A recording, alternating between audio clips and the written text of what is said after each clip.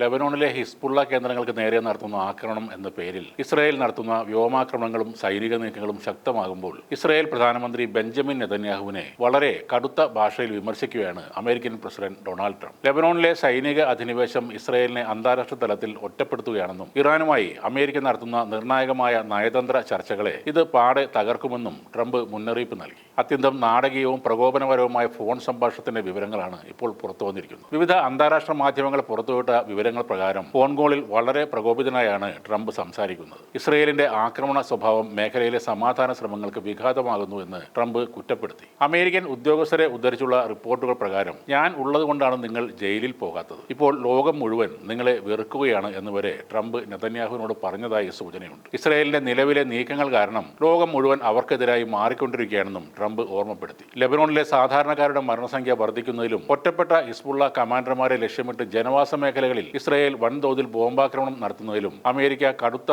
അതൃപ്തി അറിയിക്കുകയും ചെയ്തു. അമേരിക്കയും ഇറാനും തമ്മിൽ നിലവിൽ യുദ്ധം ഒഴിവാക്കുന്നതിനും പശ്ചിമേഷ്യയിൽ സമാധാനം പുനഃസ്ഥാപിക്കുന്നതിനുമായി അതീവ രഹസ്യവും വേഗത്തിലുള്ളതുമായ നയതന്ത്ര ചർച്ചകൾ ഇപ്പോൾ നടത്തിവരികയാണ്. ലെബനോണിലെ വെടിനിർത്തൽ ഈ ചർച്ചകളുടെ പ്രധാന വ്യവസ്ഥയാണെന്ന് ഇറാൻ വ്യക്തമാക്കിയിട്ടുണ്ട്. ഈ സാഹചര്യത്തിലാണ് ഇസ്രായേൽ പ്രതിരോധ മന്ത്രി ഇസ്രായേൽ കാറ്റ്സും നെതന്യാഹുവും ചേർന്ന് ബെയ്റൂട്ടിന്റെ തെക്കൻ പ്രാന്തപ്രദേശമായ ദാഹ്യോവിൽ വീണ്ടും ശക്തമായ ആക്രമണത്തിന് ഉത്തരവിട്ടത്. ഈ നീക്കം അമേരിക്കയുടെ നയതന്ത്ര ശ്രമങ്ങൾക്ക് കനത്ത തിരിച്ചടിയായി മാറുകയും ചെയ്തു. ട്രംപിന്റെ കടുത്ത ഇടപെടലിനെ തുടർന്ന് ഇസ്രായേൽ തങ്ങളുടെ സൈനിക തന്ത്രങ്ങളിൽ ചെറിയ മാറ്റം വരുത്തിയാണ് സൂചന. ബെയ്റൂട്ടിലേക്ക് നീങ്ങുകയായിരുന്ന ഇസ്രായേൽ സൈനിക വ്യൂഹത്തെ തിരിച്ചയച്ചതായും ബെയ്റൂട്ട് നഗരത്തെ ലക്ഷ്യമിട്ടുള്ള വലിയ ആക്രമണങ്ങൾ താൽക്കാലികമായി ഒഴിവാക്കിയതായും ട്രംപ് തന്റെ സോഷ്യൽ മീഡിയ പ്ലാറ്റ്ഫോമായ ട്രൂത്ത് സോഷ്യൽ വഴി പറയുന്നു. ആക്രമണങ്ങൾ അവസാനിപ്പിക്കാൻ ഹിസ്ബുള്ള മധ്യസ്ഥർ വഴി സമ്മതിച്ചതായും അദ്ദേഹം അവകാശപ്പെട്ടു. എന്നാലും ഇസ്രായേൽ പ്രധാനമന്ത്രി ബെഞ്ചമിൻ നെതന്യാഹു പൂർണ്ണമായി പിന്മാറാൻ തയ്യാറായിട്ടില്ല. തെക്കൻ ലെബനോണിൽ തങ്ങളുടെ സൈനിക നടപടികൾ തുടരുമെന്നും ഹിസ്ബുള്ള റോക്കറ്റ് ആക്രമണം നിർത്തിയില്ലെങ്കിൽ ബെയ്റൂട്ടിന്മേൽ വീണ്ടും ആക്രമണം നടത്തുമെന്നും നെതന്യാഹു അറിയിച്ചു. അമേരിക്കയും ഇസ്രായേലും തമ്മിലുള്ള ബന്ധത്തിൽ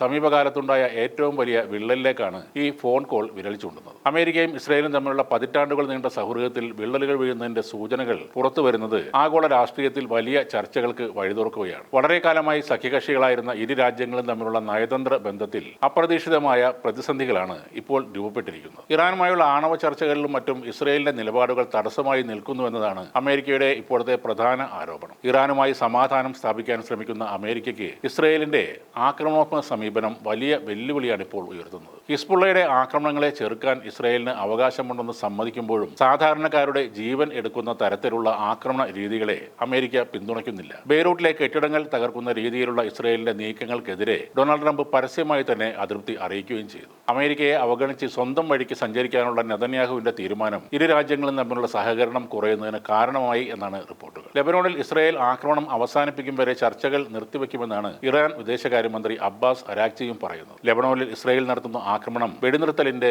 പച്ചയായ ലംഘനമാണെന്നും ഇറാൻ വ്യക്തമാക്കി. ഇറാനും അമേരിക്കയും തമ്മിലുള്ള വെടിനിർത്തൽ ലെബനോൺ ഉൾപ്പെടെ എല്ലാ മേഖലകളിലും ബാധകമാണെന്നതിന് സംശയമില്ല. വെടിനിർത്തൽ ഇസ്രായേൽ ലംഘിച്ചാലും അതിന്റെ അനന്തര ഫലങ്ങൾക്ക് അമേരിക്കയും ഇസ്രായേലും ഒരേപോലെ ഉത്തരവാദികളാണ് എന്നാണ് അരാക്ചി സോഷ്യൽ മീഡിയ പോസ്റ്റിലൂടെ പറഞ്ഞത്.